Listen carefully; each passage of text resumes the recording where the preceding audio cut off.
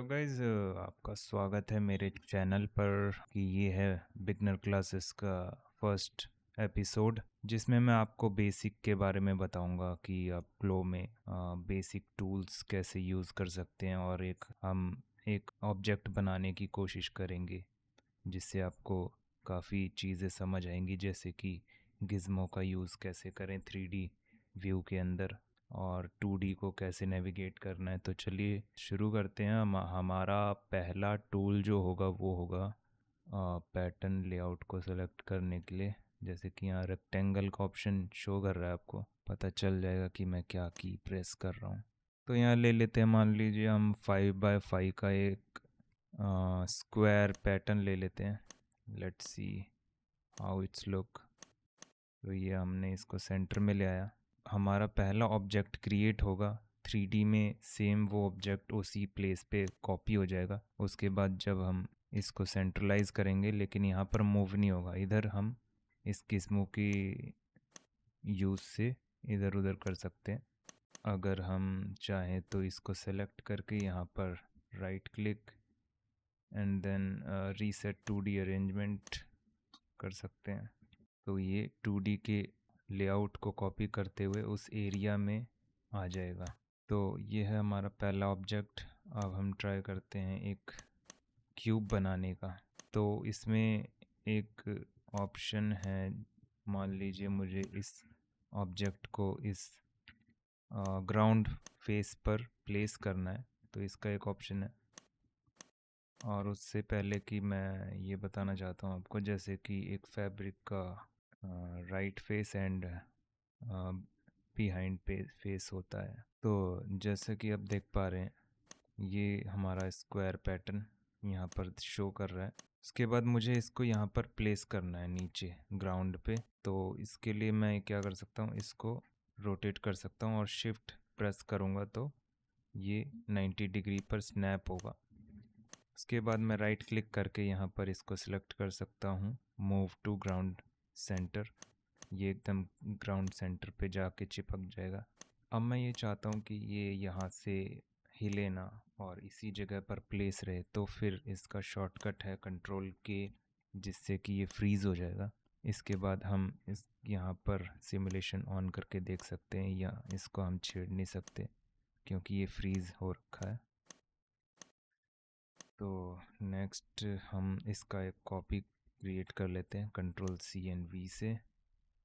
इसको हम एक्टिवेट कर देते हैं, जिससे कि हम अगर इस सिमुलेशन को ऑन करेंगे तो हम इसको मूव कर सकते हैं मल्टीपल पॉइंट्स के को अटैच करते हुए। तो लेट्स सी कि हमें अब स्टिच करना है इन 2 सीम लाइंस को। तो स्टिच करने के लिए यहाँ पे हमने स्टिच टूल लिया है और 1 बाय 1 इसको इस तरीके से स्टिच कर लेंगे एंड देन प्ले करने के बाद जैसा कि आपको ये दिख रहा होगा कि ये एकदम ग्रेविटेशनल फोर्स के साथ ग्राउंड पर चिपक रहा है। तो इसको नेगेटिव करने के लिए हमें क्या करना होगा, सिमुलेशन प्रॉपर्टी में जाकर हम सिंपली ग्रेविटी को 0 कर देंगे। देन हम देख सकते हैं यहाँ पर एक ये ग्रेविटेशनल फोर्स जो है नेगेटिव हो चुका है, और अब हम इसको इजीली मूव कर सकते हैं, बिकॉज कि हम एक क्यूब क्रिएट कर रहे हैं। कोई हमें ड्रेप नहीं चाहिए इसमें, इसलिए मैंने ग्रेविटी को 0 कर दिया है। स्टिल हम देख पा रहे हैं कि ये नीचे ही जा रहा है, बिकॉज यहाँ पर एक एंगल क्रिएट होता है जो कि 180 का होता है। इसको हम 90 डिग्री कर देंगे तो फिर ये कॉर्नर क्रिएट करेगा, जैसा कि आप देख पा रहे हैं। चलिए मैं देखता हूँ एक और क्यूब क्रिएट करके क्या होता है। तो ये एक और क्यूब आ गया है, क्यूब नहीं सॉरी स्क्वायर पैटर्न। इसको हम रोटेट कर लेंगे दूसरी तरफ, क्योंकि हर एक फेस का 2 पहलू होता है, जैसे कि एक फ्रंट एंड बैक। तो बैक वाला पार्ट मैं अंदर रख रहा हूँ क्योंकि ये राइट फेस है और ये बिहाइंड मतलब इंटरनल फेस है। इसको मैं यहाँ पर स्टिच कर दूंगा, इसको इससे ओके। Check it out. अब जैसा कि आप देख पा रहे हैं यहाँ पर जो सीम लाइन है वो क्रॉस कनेक्शन ले रहा है। कंट्रोल बी दबाकर हम इसको सीधा कर सकते हैं एंड देन वही सेम 90 डिग्री ताकि ये कॉर्नर क्रिएट कर दे। अब हम इसको एक और स्क्वायर कॉपी कर लेते हैं एंड देन इसको rotate, then place it here, then stitch together and then हर एक सीम लाइन को हम 90 डिग्री का एंगल दे देंगे। सेम स्क्वायर कॉपी करके हम यहाँ पे प्लेस करेंगे जैसा कि आप देख पा रहे हैं।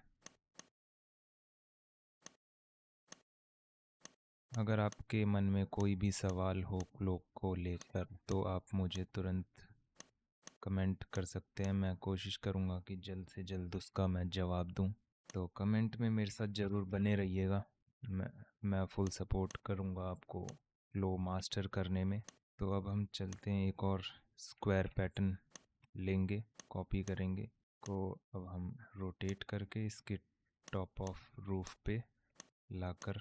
तो जैसा कि आप देख पा रहे होंगे जब मैं ये सिमुलेशन दबाता हूँ तो इसका एक शॉर्टकट होता है जो स्पेस बार होता है।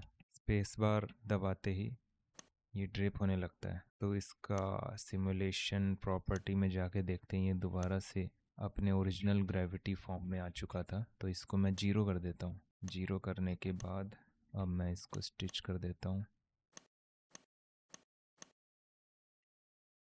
हर एक फेस का एंगल 90 डिग्री। लास्ट एक बचा है, इसको भी 90 डिग्री कर देते हैं।